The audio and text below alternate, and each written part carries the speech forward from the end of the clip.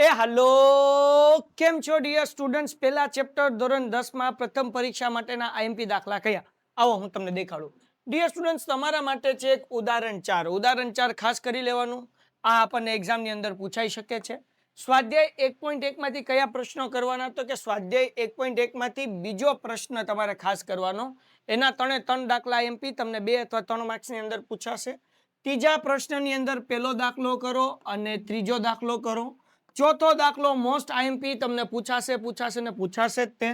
पछी तमे आवी जाओ सातमा दाखला तरफ। आ पण मोस्ट आईएमपी छे।